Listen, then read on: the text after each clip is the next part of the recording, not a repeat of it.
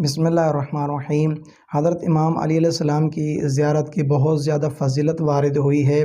کہ جو زائر امام علی علیہ السلام کی زیارت کرتا ہے اس کا بہت زیادہ ثواب ہے، اس کی فضیلت ہے۔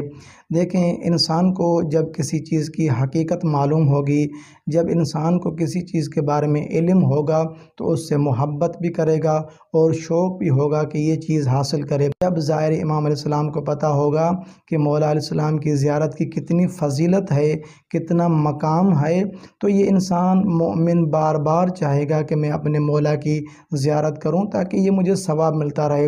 امام جعفر صادق علیہ السلام سے ابن مارب نے سوال کیا کہ مولا، اگر کوئی شخص امام علی علیہ السلام کی زیارت کرے تو اس کا کتنا ثواب ہے، اس کی کتنی فضیلت ہے؟ تو امام علیہ السلام فرماتے ہیں، اے ابن مارب، اگر کوئی امام علی علیہ السلام کی زیارت کرے کہ حق کے معرفت کے ساتھ کہ امام علی علیہ السلام کا کون سا حق ہے ہم پر، اس معرفت کے ساتھ اگر زیارت کرے تو خداوند متعال اسے ہر قدم کے بدلے میں، جو انسان قدم اٹھاتا ہے مولا کی زیارت کے لیے، اس ہر قدم کے بدلے میں ایک حج اور ایک عمرہ جو قبول شدہ ہوگا اس کا ایسے ثواب عطا فرمائے گا۔ پھر امام علیہ السلام فرماتے ہیں، اے ابن مارب، خدا کی قسم کہ جو بھی شخص مولا امیر علیہ السلام کی زیارت کرے گا، چاہے وہ پیدل زیارت کے لیے جا رہا ہے یا پھر سواری پہ زیارت کے لیے جا رہا ہے، اگر اس کے قدموں کو مٹی لگ جائے تو خداوند متعال انہیں کبھی بھی آگ میں نہیں جلائے گا۔ اگر یہ زیارت کے لیے جاتا ہے کہ اس کے قدموں کو مٹی لگ جاتی ہے تو خداوند متعال کبھی بھی اس کے قدموں کو آگ میں نہیں جلائے گا۔ پھر امام علیہ السلام فرماتے ہیں، اے ابن مارب، کہ اس روایت کو سونے کے پانی سے جا کر لکھ دو کہ مولا امیر علیہ السلام کی زیارت کی اتنی فضیلت ہے۔ دوسری روایت میں امام علیہ السلام فرماتے ہیں کہ جو شخص بھی امام علی علیہ السلام کی زیارت کرے لیکن حق کے معرفت کے ساتھ زیارت کرے،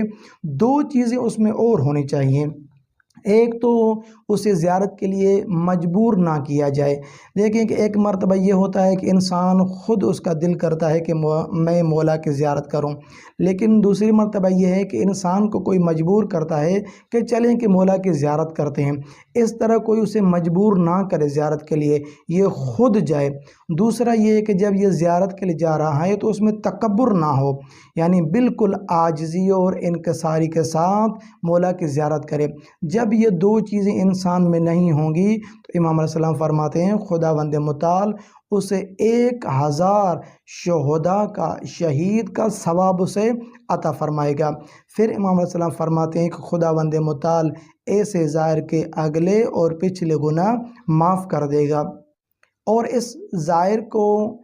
مومنین میں سے قرار دیا جائے گا، اس کا ملائکہ استقبال کریں گے۔ اگر یہ زائر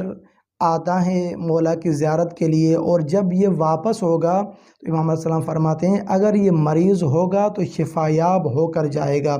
جب قیامت کے دن حساب و کتاب کا دن آئے گا تو اس وقت اس کے حساب کو آسان کر دیا جائے گا، اور جب